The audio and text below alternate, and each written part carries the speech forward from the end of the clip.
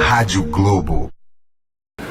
Oi pessoal, estamos aqui mais uma vez com o nosso programa de estilo de vida, hoje recebendo o Igor Lemos, que é um psicólogo e é especialista em dependências tecnológicas. Eu confesso, Igor, que eu lhe disse isso pessoalmente, eu nem sabia que existia um profissional mais voltado a esse tipo de atendimento. Seja muito bem-vindo.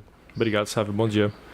Me conta um pouco, a gente, na verdade, a rede social, a tecnologia como um todo, ela veio para nos ajudar, né? E ela encurta muitos caminhos, serve de atalho para a nossa vida.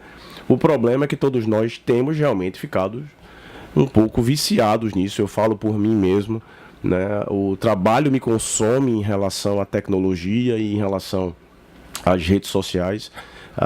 Hoje, na minha área, nós ficamos ali muito mais acessível ao paciente.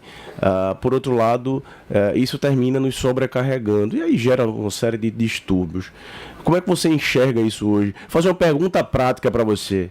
A tecnologia ou as redes sociais faz mais bem ou mal para a gente, cara? Bom, excelente pergunta. E logo de entrada, vou utilizar a literatura científica para dar resposta a isso. Ela é incrivelmente neutra, na realidade. O bom ou mau uso da tecnologia vai ser vinculado à nossa interpretação em relação a ela. Mas existem fatos, e a estatística deve ser colocada em pauta. Primeiramente, se esperava que com o avanço da cybercultura, de todos esses gadgets, aplicativos e celulares sempre inovando, novos computadores, nós teríamos menos trabalho na realidade. A ideia era facilitar, diminuir o tempo, a demanda de trabalho, para tudo ser mais rápido e tu ter mais tempo para si.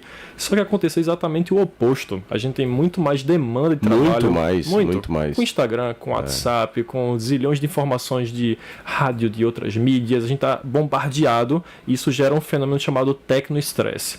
E o que a literatura coloca também em paralelo a isso é que vai aumentar. Esse prognóstico não é positivo, é que nós ficaremos cada vez mais e mais estressados diante do uso de tecnologia. Então, mesmo ela sendo neutra, a priori, a consequência dela, na realidade, não é neutra, mas quando ela você fala quando você fala neutra, significa que a gente é que vai decidir se ela vai ser mais benéfica ou maléfica para a nossa saúde, dependendo do nosso bom ou mau uso dela. Perfeito. Eu costumo falar sempre que a nossa capacidade de aprendizado e nossa capacidade de resolução de problema, ela meio que segue de forma linear.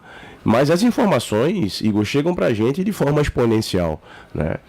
A gente às vezes está nos nossos atendimentos, ou aqui na rádio, olha a parafernália que tem aqui. Quantos microfones, telefone, celular, 2, 3, 4 computadores, então é muita informação, né?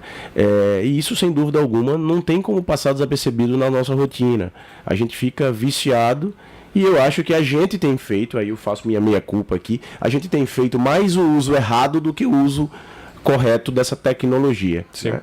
Deixa eu te fazer uma pergunta. Eu vi ali nas tuas redes sociais, você aborda de forma muito interessante as questões psicológicas, né, que nos afligem diariamente. Como é que, aí vamos falar agora do bom uso da tecnologia. No teu atendimento, na tua forma de entrar aí na cabeça das pessoas, ou até mesmo colocar as pessoas para pensarem, né, como elas podem se ajudar, como é que você vê essa chance, essa porta aberta da rede social, por exemplo, para atingir um grande número de pessoas com tanta informação? Por exemplo, um caráter que é importantíssimo na saúde mental, psicoeducação. O teu Instagram, o meu Instagram, de outros profissionais, a mídia em si, como a rádio que a gente está agora, o YouTube, são vários modelos de comunicação que podem influenciar no processo de psicoeducação. O que é psicoeducar?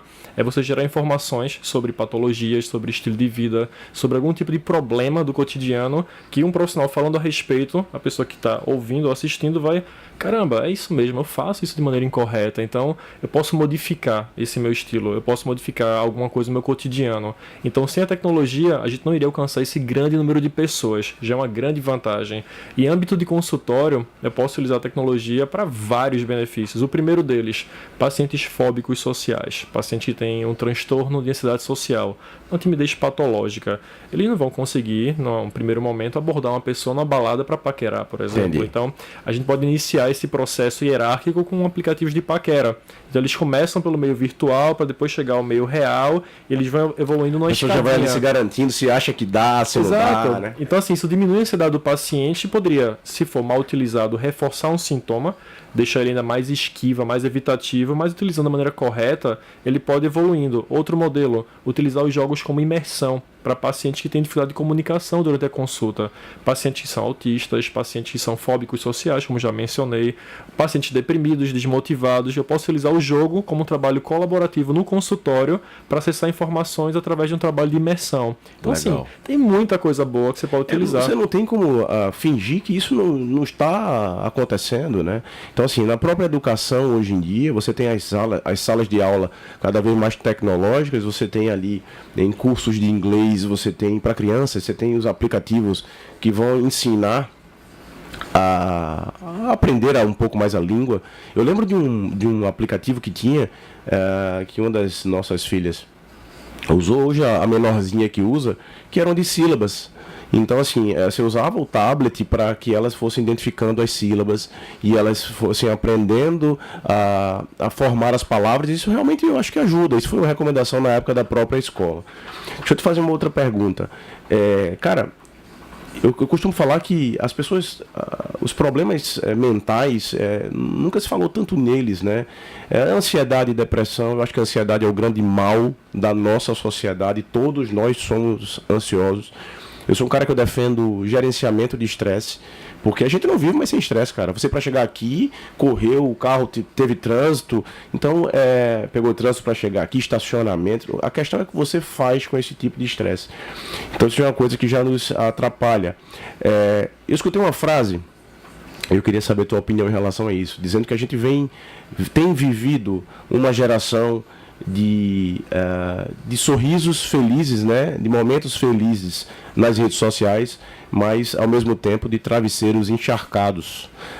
Eu não lembro ao certo onde eu ouvi isso, mas isso tem acontecido no teu ponto de vista. As pessoas buscam mostrar uma felicidade que realmente não existe e, na verdade, elas estão infelizes, elas estão sofrendo. É interessante isso. Vários estudos em periódicos internacionais fizeram um comparativo, né, com o grupo controle e o grupo de pessoas que postavam selfies com frequência, super felizes, sorrindo, colocando grandes momentos que teoricamente são de alegria, e fizeram uma investigação em relação ao humor delas. E o que é que verificaram? Que proporcionalmente, quanto mais publicações você faz mostrando momentos felizes, de alegria, na verdade esse grupo era mais infeliz. Olha, quase como que uma compensação. Eu tento mostrar para o grande público, para os meus seguidores, que eu sou uma pessoa alegre, que eu estou numa balada feliz, que eu vou para uma praia e estou com aquele visual super maravilhoso. Você tira N fotos para chegar àquela foto perfeita. Tanto que o selfie, em vários momentos, é considerado um tipo de distúrbio também, quando em excesso. E na realidade você está camuflando, você está mostrando uma outra realidade que não é a sua de fato.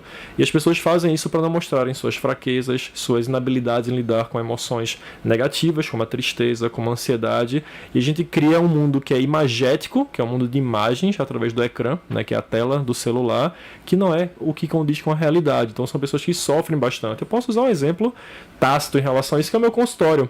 N pessoas falam para mim: Igor, tive esse problema X ou Y, o meu namoro acabou, foi um final de semana terrível, mas eu tenho um paciente no meu Instagram, a gente tem essa liberdade, é uma terapia que gera essa abertura, mas sem influenciar negativamente no processo terapêutico, e ela tá super feliz, tem um monte de curtida, todo mundo dizendo: cara, que foto massa, que final de semana legal, tu tá muito gatão na foto. E no consultório, e o fim de semana, na verdade, exato, não foi legal. Foi terrível, na realidade. Mas quem que vai mostrar que foi terrível? Ninguém. A gente mostra o outro lado da história. E é engraçado o seguinte, né? A rede social faz isso com a gente. O cara... Você sabe como foi o fim de semana do teu paciente, porque você está acompanhando na rede social. Não que seja uma obrigação profissional seguir a vida de quem ele acompanha. Mas acontece muito isso comigo também. Eu obviamente estou vendo ali quem está treinando no fim de semana, quem está bebendo no fim de semana e quem está se alimentando de forma errada no fim de semana. É óbvio que de maneira alguma eu vou intervir ali digitalmente na vida de ninguém. Sim. Ele só não pode chegar para mim dizendo que comeu correto porque eu vi que não comeu, né? Mas assim, a gente tem que dar essa liberdade. A vida... existe o livre-arbítrio, todo mundo sabe. Eu deveria saber bem o que fazer. Eu acho muito interessante essa área que você trabalha. Como eu falei, eu não sabia que existia um profissional com treinamento específico para isso, ou que se dedicava a isso, né?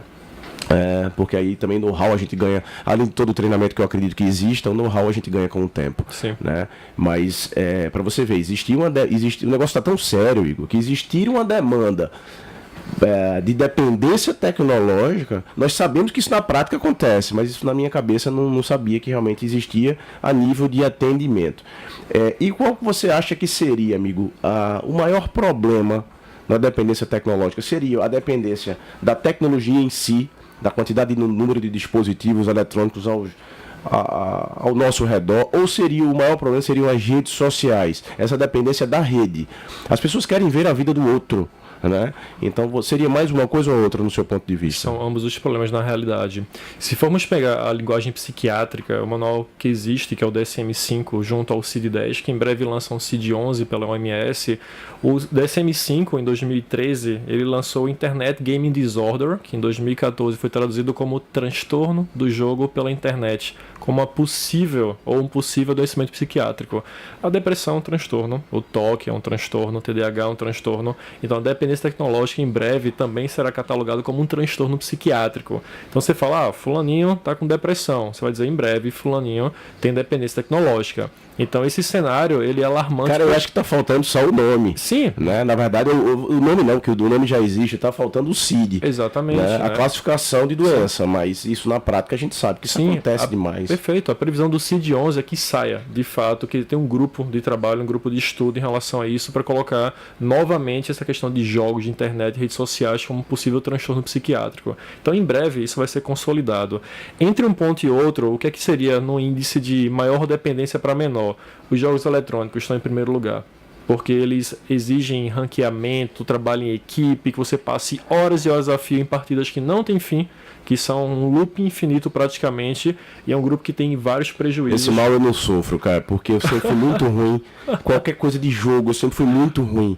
E eu nunca tive dessa dependência. Esse mal eu não sofro. E bom, e aí o percentual que existe é de 3% no nível mundial de jogadores são dependentes. Olha pra isso. E 12%... Os caras viram à noite, né, velho? Sim, viram à noite, deixam de comer, ou se alimentam em frente ao computador, perdem trabalhos acadêmicos, a vida fica um transtorno com isso. E 12% tem uso problemático. O que significa isso? Eles têm alguns sintomas, mas não o mínimo necessário para uma dependência. Para redes sociais, é horrível o resultado, é muito pior. 20% dos usuários apresentam uso problemático a nível estatístico para mensuração em alguns scores que existem como um instrumento chamado Internet Addiction Test, que é o teste de dependência internet. E existem outros para celular também. Então, para o grupo de homens, não por uma questão de machismo ou cultura, mas é o que há na estatística, eles são mais dependentes de jogos eletrônicos e redes sociais, entra fortemente as mulheres.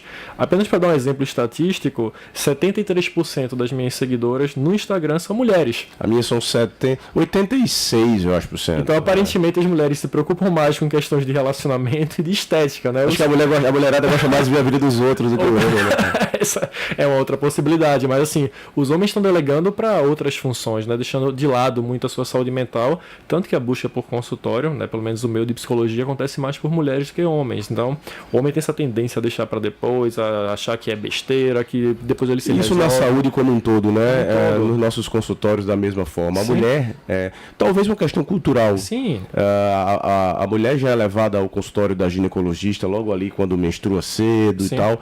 O homem não. O homem evita mais médico, né, do que a mulher.